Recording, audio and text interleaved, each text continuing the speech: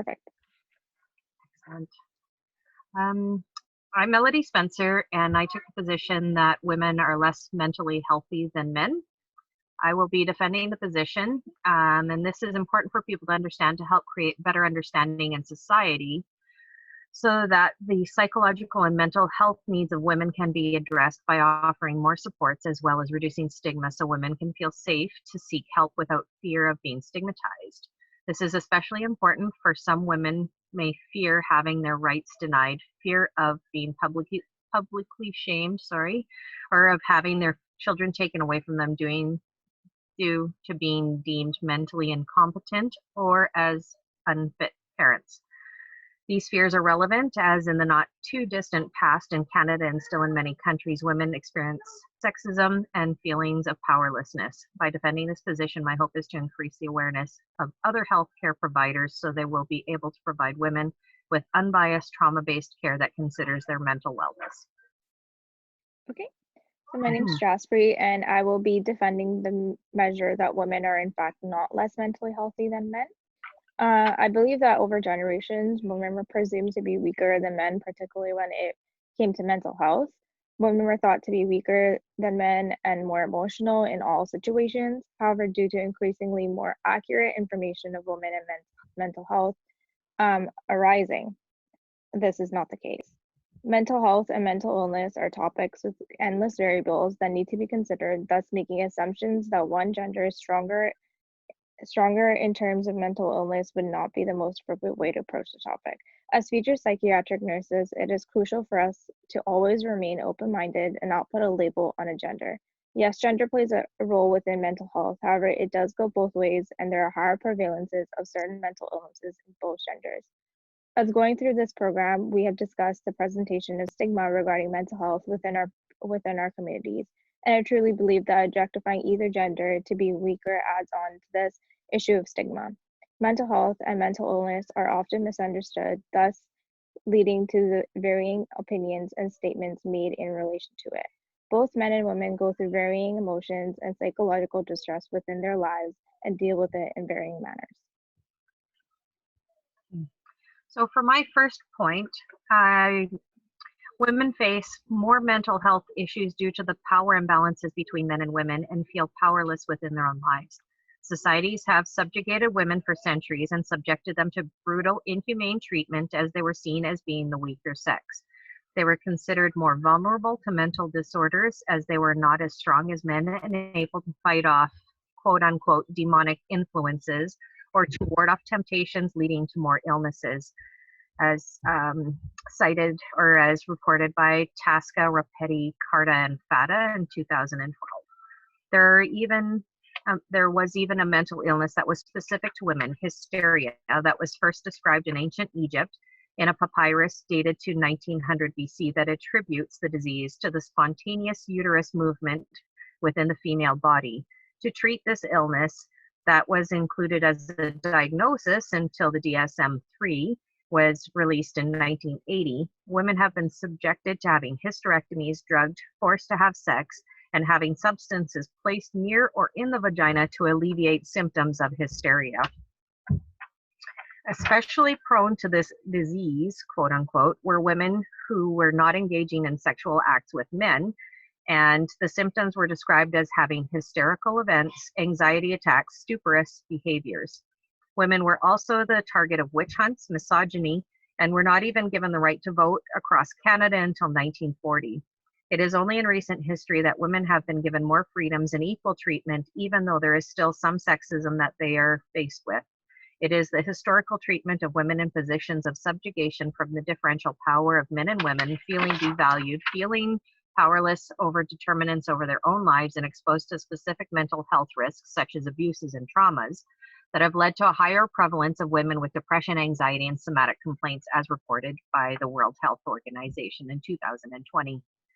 Other contributing social factors are gender-based violence, income inequalities, low social status, and unremitting responsibilities for the care of others. As many as 50% of women who have been victim of violence in some point of their lives. In 2013, the World Health Organization released a paper on the prevalence and health effects of intimate partner violence and non-partner sexual violence against women, and discussed the that how this is a global issue that damages their physical, reproductive, and mental health. The CDC in 2013 reported that worldwide, 35% of women have experienced either physical and or sexual intimate partner violence or non-partner sexual violence. Being exposed to these kinds of violences can lead to alcohol use, depression, increased suicidality, subjected to induced abortions, unplanned pregnancies, neurological disorders, anxiety, PTSD, chronic pain, and sexually transmitted infections and HIV infections, as recorded by the World Health Organization, which can also affect a woman's mental health. The worst part is that women who have been through these experiences are often blamed instead of the perpetrators and carry the burden of the physical, mental consequences, sometimes for years, and increase their use of healthcare. Okay. So for this, I wrote down presentation of stigma causes many drifts in the process of understanding mental health and power imbalances created by social norms. Women do have a higher presentation of some mental illnesses, however, men have higher presentation of other mental illnesses as opposed to women. Women are more likely to go through depression than men, and men are more likely to go through substance abuse disorders and impulse control disorders, as per the American Psychiatric Association. Does this necessarily implicate that women are weaker or that men are both genders are weaker and struggle in the various areas than one another? It is important to take note of all concepts in a holistic manner, as there are a lot of internal struggles such as abuse that men also go through and face similar situations. For example, the Association of Alberta Sexual Assault Services states that 10 to 20% of men will experience some form of sexual assault, which leads to mental distress in men also. Again, it's not about the gender that can handle the situation better, it's about the situation itself and how it affects one's mental health. It is about protecting the betterment of Canadians in general so that male or female will not have to suffer from mental illnesses related to such events. Rogers and Pilgrim also brought forth the sociological concept of feminism and how this approach has taken more of a forefront within sociological processes. Yes, historically, women have gone through a lot of injustice, but there has been an immense amount of involvement. This involvement has allowed women to be freer and speak their minds in a manner dictating the level of independence that women have slowly been gaining over the years. Acknowledging the past is part of growth, however, basing a statement such as women are less mentally healthy as opposed to men would not be taking any growth into consideration. Okay, so now my first point I have here is upon doing the research for this debate, I came across many statistics that show prevalences of mental illnesses of one gender over the other. However, this does not implicate that one is stronger or one is weaker. For example, the World Health Organization has stated that it is more common with women to develop depression, whereas there is a higher prevalence of alcohol dependence in men. With this example, it is very evident that both men and women can have a higher number of individuals going through a certain mental illness, which does not justify one being weaker than the other.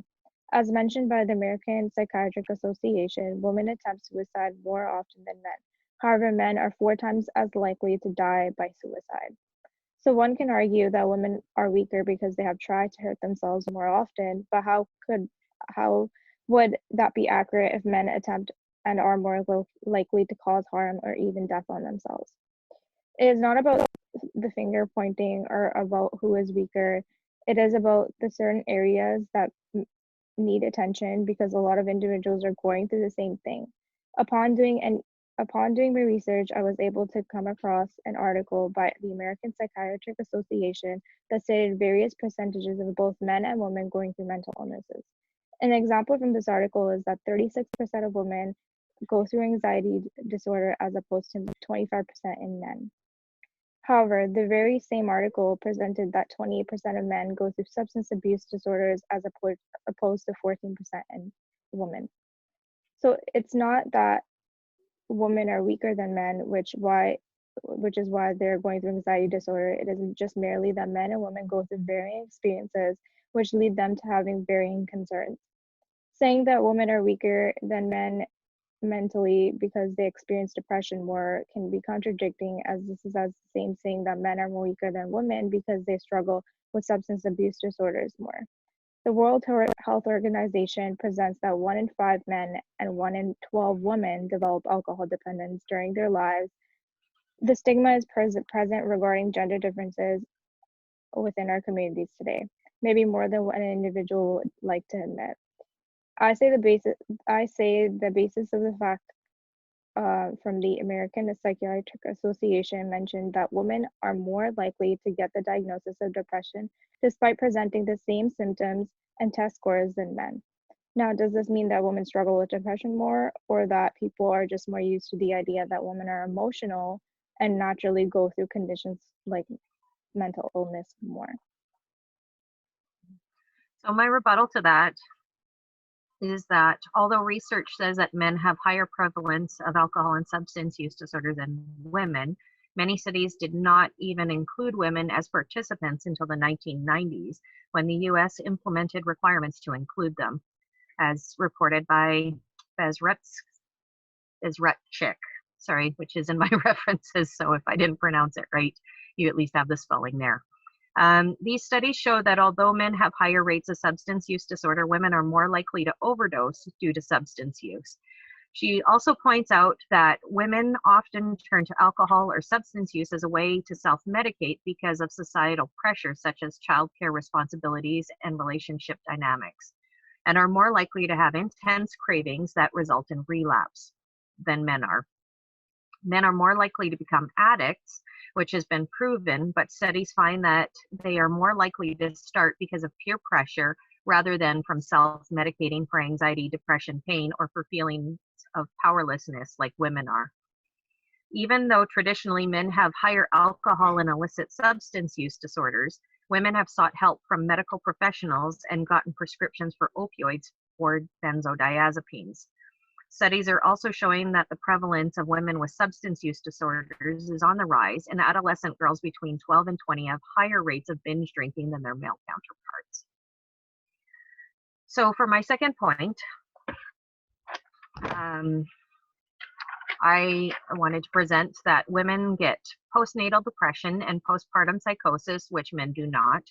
And up to 85% of women experience some type of mood disturbance in the period after they have given birth, as reported by the MGH Center for Women's Mental Health Postpartum Psychiatric Disorders. They also have hormonal imbalances that affect their mental health, such as those associated with menstruation and menopause.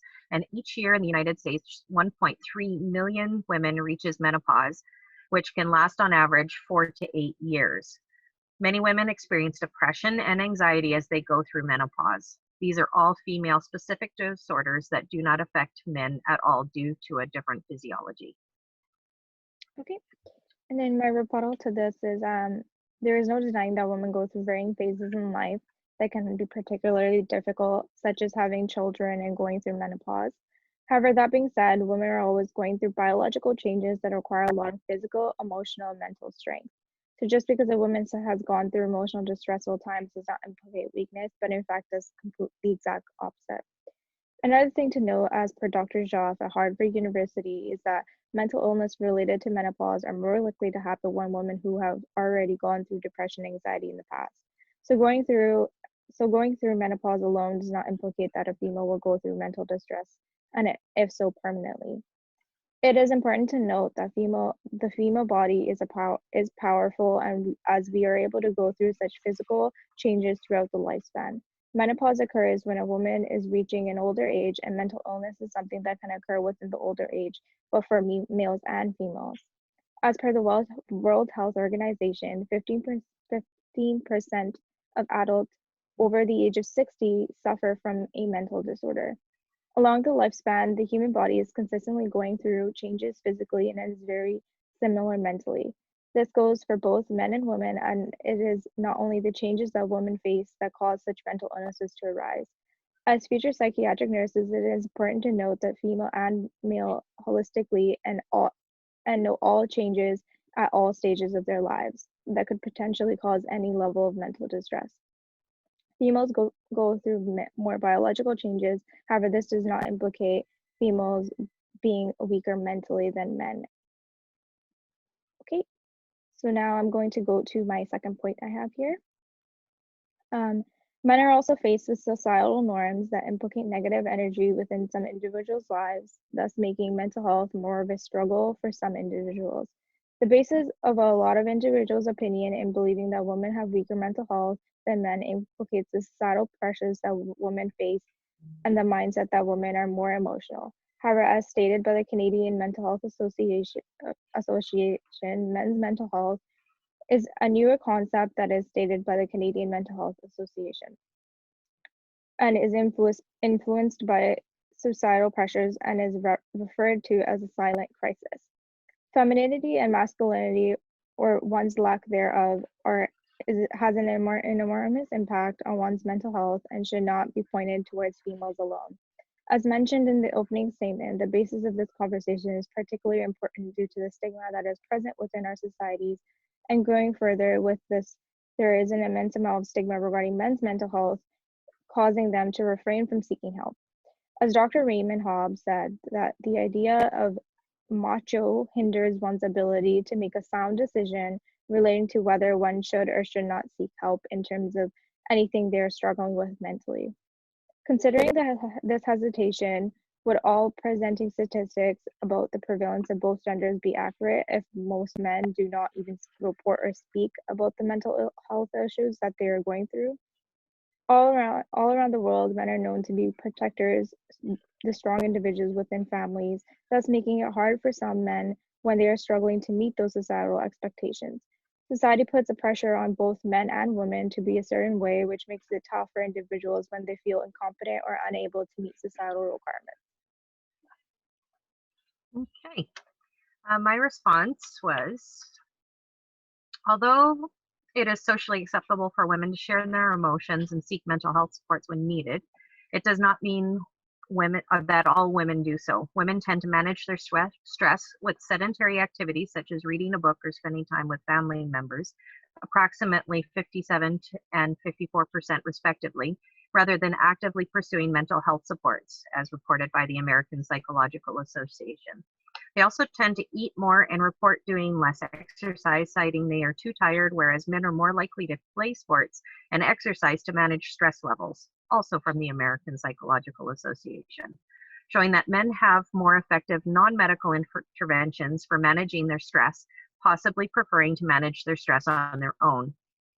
Women are more likely than men to report that they need encouragement from family or friends, 42 and 28% respectively, like 42% for women, 28% for men, and that by having more help, they can achieve change. Almost 6 times more women reported this than men, also from the American Psychological Association, which may be why more women seek professional help with mental illnesses than men.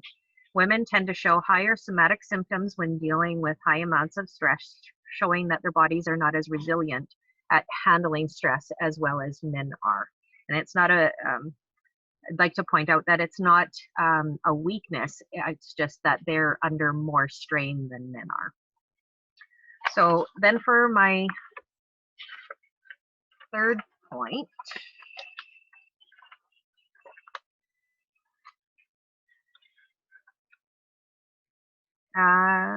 women are subjected to media influences needing to be thin and pretty, which leads to body dissatisfaction and consequently plastic surgery usage, anorexia nervosa, bulimia, and other eating disorders. It also affects their sense of self-worth and self-esteem. If we consider Bandura's social cognitive theory when examining the effects of media, how much value media puts, or how much society puts into the media and the messages it broadcasts to the public, we can see how the prevalence of unrealistic images of female beauty could lead to body dissatisfaction and low self-esteem. As Levine and Chapman point out, internalization of thin, idealized female beauty is a key element in a culturally stereotyped standard of beauty that is ubiquitous, communicated in contemporary media throughout westernized society. This has led to the increasing prevalence of eating disorder challenges and support groups. When I searched up pro-anorexia, I was presented with over 2.5 million results, with the first title being Challenges The Skeletal Society Reborn, and the second, Before Spring Break, the Anorexic Challenge. I even found a website called Pro Anna Tips, which described its followers as quote unquote Rexies or Annas, which provides a label that does not have the negative connotation of anorexics and sounds trendy, making it more socially acceptable. This website touts that it is, quote unquote, every successful man ends up with a skinny wife. And it also said that women use anorexia to feel attractive and the best of the best for the men in their life.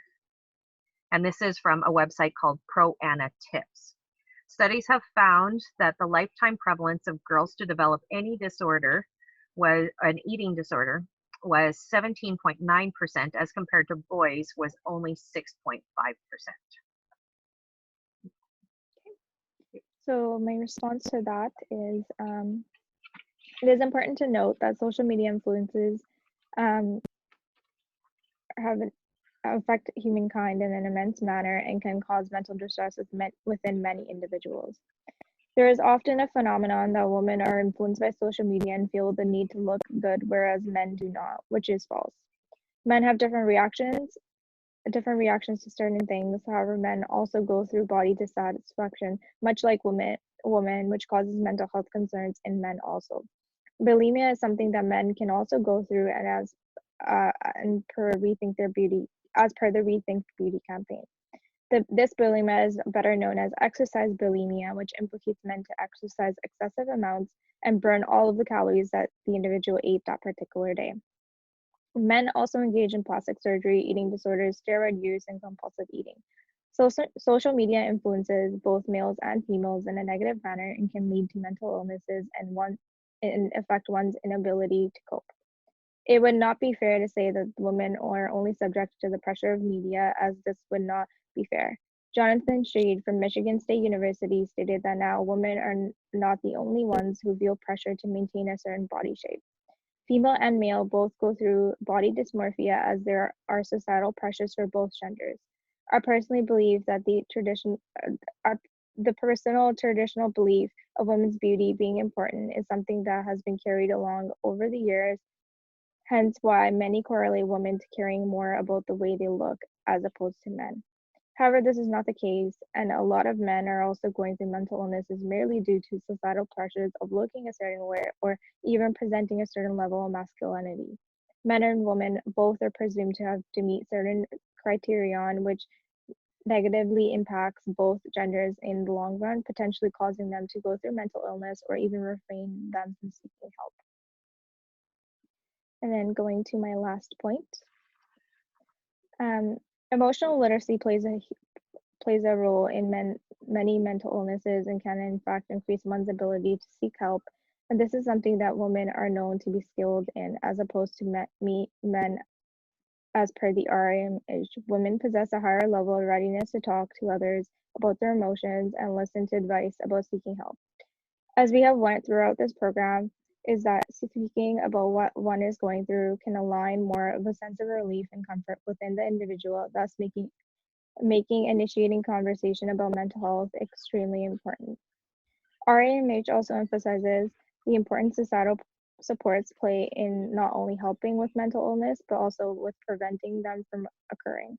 This is something that men are more likely to struggle with, as having conversations about personal emotions and mental health struggles is something that can be deemed as uncomfortable. Due to the women acting as carers to their family, there is a higher devotion and dedication to maintaining one's own health. So the statement that women's mental health is overall weaker than men could be incorrect, as discussion regarding mental illness is most likely to occur with women. As mentioned by the Canadian Institution for Health Information, women who reported interactions with others reported reduction in stress levels, thus implicating higher control in stressful situations and preventing mental distress. As you pointed out, women are proven to be more emotionally literate than men and tend to be more willing to discuss their emotions openly with friends and family than men are. However, because women are the carers and nurturers in the family, they are more likely to sacrifice their own well-being for their children and the good of the family. And this is pretty common regardless of ethnicity, race, or social class, as reported by Cantillon and Hutton in 2019. There is a tendency for women to channel all of their resources, material, psychological, and emotional, into maintaining the household, and their sacrifices are often seen as badges of honor to be labeled as a quote-unquote good mother for doing so. This self-sacrifice is compounded in some households as the patriarch often controls the finances, giving the mother, through financial arrangements, enough to maintain the household, but often if the mother has any extra, she will spend it on the children instead of on herself. Cantillon and Hutton state that women are more likely than men to go without so that their children do not have to experience hardships, blunting the impacts of poverty. Women will also save the high status foods, the more expensive grocery items such as like steaks and stuff, for the exclusive consumption of the head of the household, her husband, and often choose to eat a smaller portion or none at all in an effort to save the rest for her family when there is not enough to go around. And the men tend to accept this as a justifiable in recompense for being the breadwinner. Women will also sacrifice having a leisure activity to save money to stay at home, keeping up with chores, or to take care of their children, while the men feel entitled to his leisure time and makes no qualms about taking it and spending the family reserves. Not to mention the isolation that stay-at-home mothers experience because of a lack of finances to go out and partake of activities, or the extra burden of preparing and packing up the necessities of going out with small children. All of this adds up to socially, culturally, and traditionally encouraged self-sacrificing for her family that can affect a woman's mental health. Okay, so I think we both presented all 3 points. Is there something you want to say before we end the video off here? No, thank you, Jaspreet. This has been a good awesome conversation. Yes, lots to say, lots of opinions as well. Okay. Yeah.